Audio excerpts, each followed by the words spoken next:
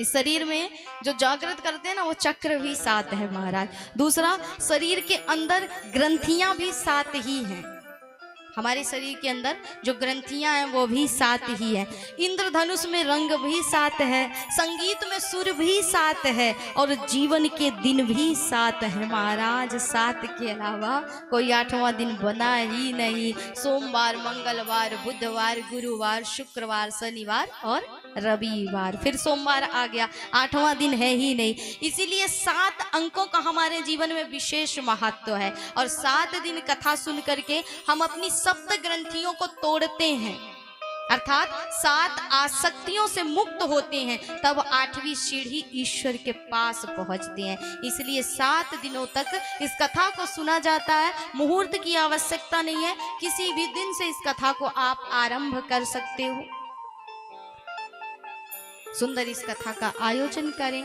कथा के लिए कहते हैं कि कथा में 5 चीजों का होना अति आवश्यक है। कथा में 5 चीजों का, 5 बातों का रहना बहुत जरूरी है। कथा के लिए स्थान, ध्यान से सुनिएगा, कथा के लिए स्थान, भागवत जी का गान, भागवत जी का ज्ञान, भागवत जी का ध्यान, और कथा में आपके कान। अब महाराज अगर 5वीं बात लागू कर दी तो आगे की 4 बात अपने आप आ जाएंगी। अगर एक बार जिसका कान लग गया तो ना उसके लिए स्थान मायने रखता है, ना उसके लिए गान मायने रखता है, ना उसके लिए ध्यान मायने रखता है, और ना उसके लिए कुछ भी संसार का मायने नहीं रखता है। अगर जिसका एक बार मन हरि से मिल गया और कान एक बार कथा में लग गए, तो फिर पड़ोसी क्या बात कर रहा है आपको उससे कोई मतलब नहीं होता, सिर्फ कथा में ही आनंद आता है।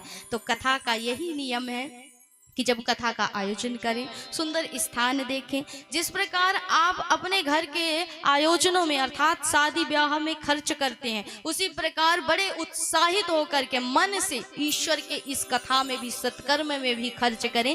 कंजूसी नहीं करें, क्योंकि भगवान से बड़ा संबंध कोई नहीं है संसार में। सांसारिक पुत्र पुत्रियों का ब्याह कर दोगे तो कहा जाता है ना कि सिर्फ संपत्ति बांटेंगे महाराज, विपत्ति तो ईश्वर ही बांटेगा। इसलिए ईश्वर के साथ भी वही निभाइए जो इनके साथ निभाते हो, तो उतना ही व्यय, उतना ही खर्च इसमें भी होता है। उसी प्रकार मन से उत्साहित होकर के सारे उत्सवों को, भगवान की कथा में जितने उत्सव आए उनका आनंद से सुंदर श्रवण पान करें, उत्साह से मनाएं। नियम यही है महाराज। कहते हैं कि भागवत कथा श्रवण के लिए उत्तम स्थान होना चाहिए, विशाल व शांतिप्रद जगह होनी चाहिए, जहां पर सिर्फ वक्ता बोले और श्रोता सुने, ताकि उसका मन, उसका ध्यान यहाँ वहाँ भयभीत ना हो, विचलित ना हो। उसके बाद जहां भागवत जी का व्यास मंच बने, वहां पर तुलसी की स्थापना अवश्य करनी चाहिए। बिना तुलसी के हरि आपके द्वारा दी हुई किसी भी वस्तु को स्वीकार्य नहीं करते हैं, इसलिए तुलसी जी की स्थापना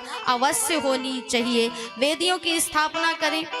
उसके बाद कहा जाता है कि भगवानों देवताओं का सुंदर वेद मंत्रों से आवाहन करें, स्थापन करें, पूजन विधि रोज नित्य करें। जो प्रातःकालीन हमारे ब्राह्मण देवता कराते हैं वो बड़ा ही महत्वपूर्ण होता है, उसे साधारण ना माने, उसको बड़े मन से करें। और जो भी कर सकता है आप सब भी करिए, सौभाग्य मिला है, हमारे यजमान तो कर रहे हैं, आपको भी सौभाग्य मिल रहा है, आप भी करिए। उसके बाद व्यास जी के साथ जो सुंदर मूल पाठ से आपको सराबोर कर दें, आपका ध्यान हरि में लगा दें, ऐसे ब्राह्मणों का वरण करिए, क्योंकि मूल पाठ अति आवश्यक होता है।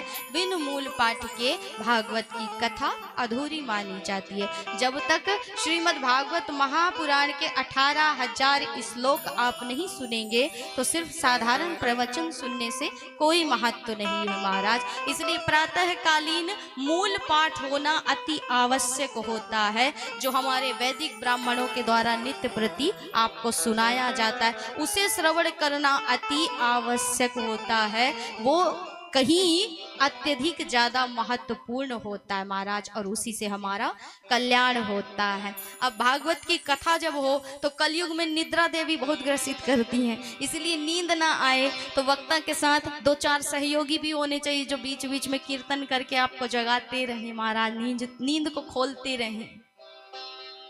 और कोई नियम हो तो बता दीजिए। बोले महाराज और भी नियम है कि वैसे तो वक्ता और श्रोता दोनों को घी पी करके कथा सुननी चाहिए। अब कलयुग में संभव ही नहीं है, बोले द्वापर में दूध दही, त्रेता में घी, और कलयुग में चाय चला फूंक फूंक भी। तो चाय पीने की आदत जिसे हो, घी पी करके कैसे रहेगा? तो घी पी करके तो नहीं रह सकते, कोई उपाय हो तो बताएं। तो महाराज जिस प्रकार मन लगे उस प्रकार लगाओ। यदि भोजन सामने रख करके मन लग रहा है तो थाली भी रख लो सामने, पाते जाओ, पर मन को लगाओ हरि भजन में। सिर्फ यही कहती है भागवत की कथा, जिस प्रकार मन लगे उस प्रकार लगाओ। क्योंकि अगर भूखे पेट रहोगे तो पूरा ध्यान तो पेट में जाएगा महाराज, की अभी पाना है पाना है, तो कम से कम भर पेट आओगे तो ध्यान भगवान में लगेगा। इसलिए जिस प्रकार लगे उस प्रकार मन को लगाइए।